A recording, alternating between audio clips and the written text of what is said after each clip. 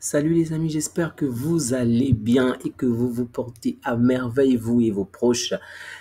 C'est la deuxième journée de la Ligue des Champions et je dois vous dire, j'ai quand même été bluffé.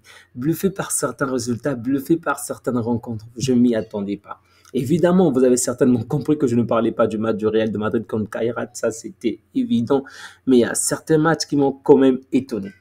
Donc, nous allons commencer par le Real de Madrid qui s'est facilement imposé 5 buts à 0. Donc, je pense que on s'attendait tous à ce que le Real puisse quand même dérouler le tapis.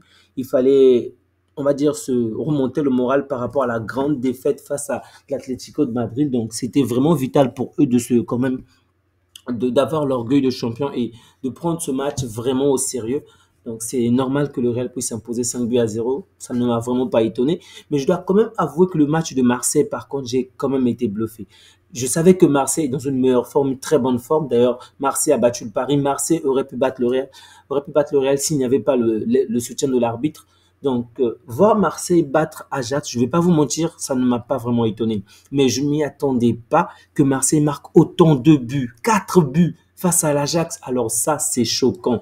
Gagner 1 but à 0, 2 buts à 0, et même lorsque c'était encore à 2, je disais, bon, c'est Marseille, ok, ils vont forcément commettre une petite erreur et l'adversaire va marquer. Ils vont gagner, mais dans la souffrance. Mais non, du début jusqu'à la fin, je me trompais. Je suis peut-être pas fan de Marseille. Vous savez de quelle manière je ne porte pas ce club dans mon cœur, mais ça m'a vraiment fait plaisir de voir Marseille avoir ce visage-là en Europe. Sincèrement, j'ai vraiment été choqué. Vraiment, bravo, bravo, bravo Marseillais. J'ai beau souhaiter que votre équipe se fasse éliminer aujourd'hui. Vous m'avez bluffé.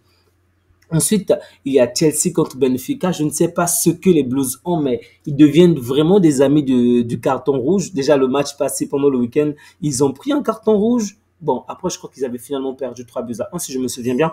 Et aujourd'hui encore, ils ont pris un carton rouge. Mais heureusement pour eux, ce n'est pas arrivé si tôt que cela. Et donc, ils ont réussi à gagner contre Benfica. C'était pas évident, mais ils ont quand même emporté. Vraiment, bravo à Chelsea. C'était peut-être l'un des matchs les plus compliqués à pronostiquer, selon moi.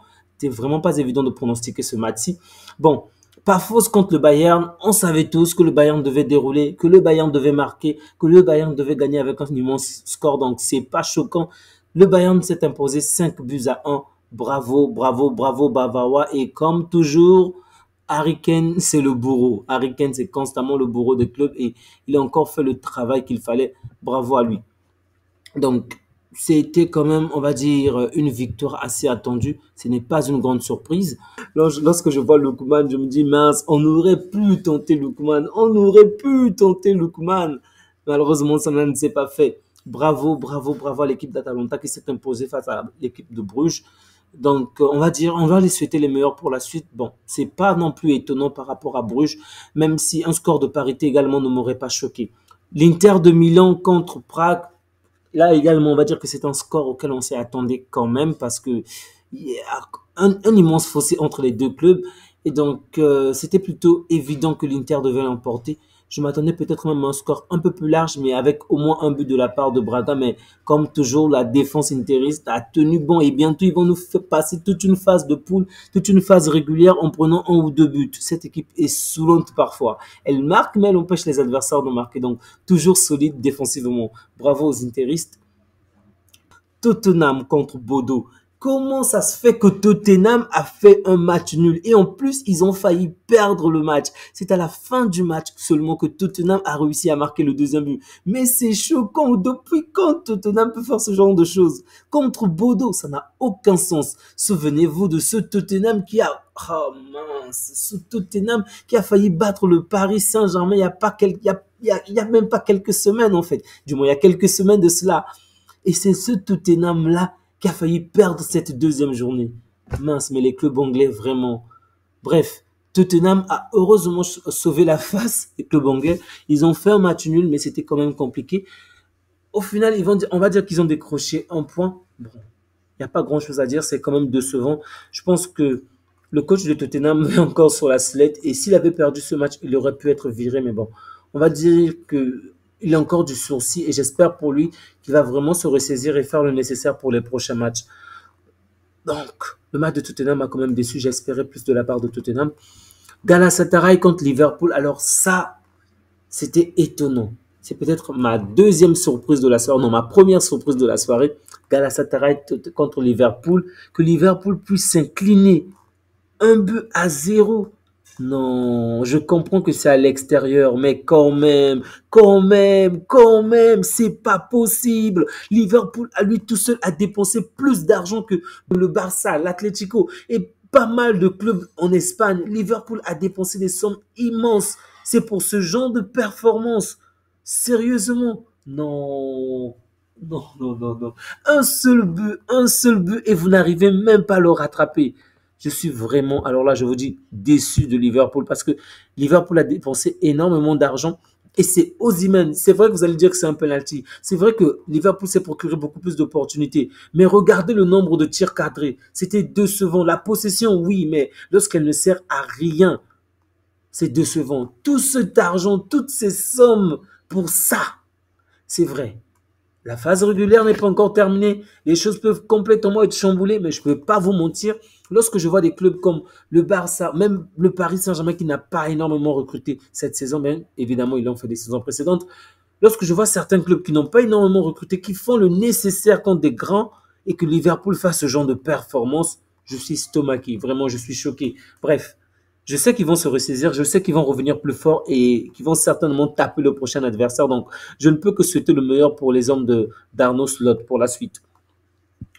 Donc, le dernier match, le plus passionnant selon moi de la soirée, c'est le match de l'Atlético de Madrid. Évidemment, l'Atlético de Madrid. Je ne m'attendais pas à ce que cette équipe puisse gagner 5-1. En plus de cela, le but de Griezmann a été refusé sur un petit... En fait, c'était même pas volontaire, une petite touche de la main. Bref, 5 buts à 1, alors là, c'est choquant. Depuis quand l'Atlético de Madrid garde ce genre de niveau contre Francfort? Mince, c'était un très beau match, une domination largement supérieure, une domination claire et nette. À aucun moment du match, tu te dis, tiens, les joueurs de Francfort peuvent récupérer, que les joueurs de Francfort peuvent faire la différence. J'ai vraiment été bluffé par des hommes de Simeone. Simeone qui n'était pas sur le banc de touche, souvenez-vous.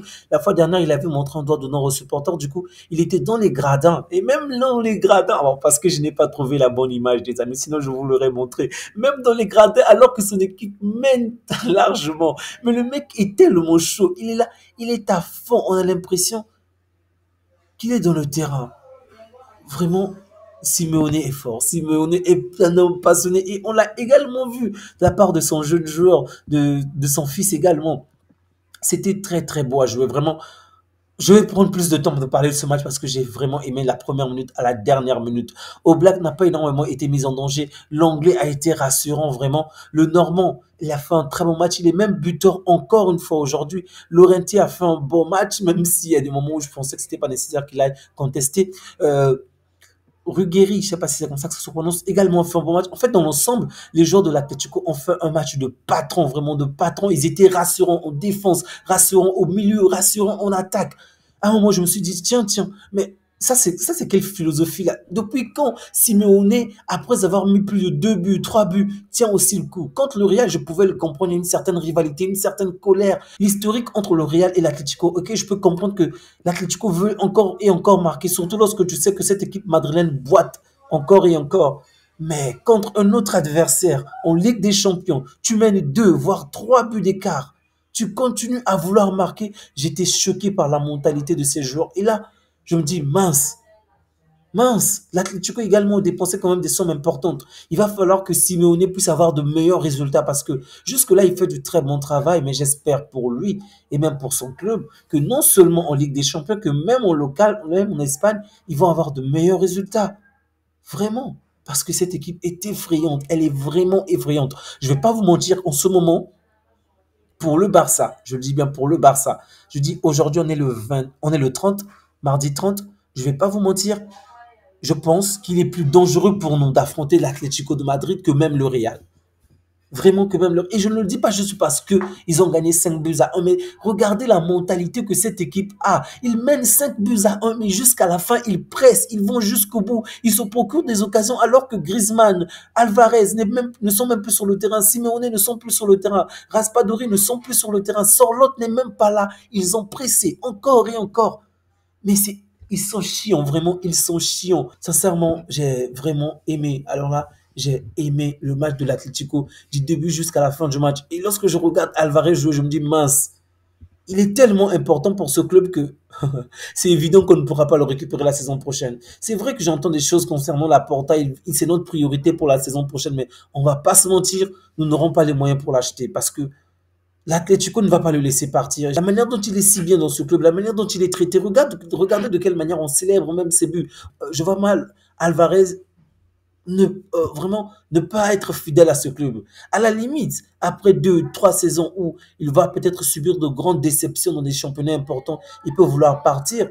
Mais après une saison à laquelle il est si marquant pour cette équipe, je le vois mal partir. Vraiment, je le vois mal partir. Je vois de quelle manière les défenseurs, même dans les gradins, faisaient les signes de Spider-Man genre pour célébrer son but, pour célébrer tout ce qu'il a fait. Vraiment, j'aimerais tellement, alors là, tellement qu'il vienne à Barcelone. Vraiment, mince, mais je pense que c'est peu probable. Vraiment, c'est peu probable. Si l'Atlético de Madrid va certainement augmenter son salaire si besoin.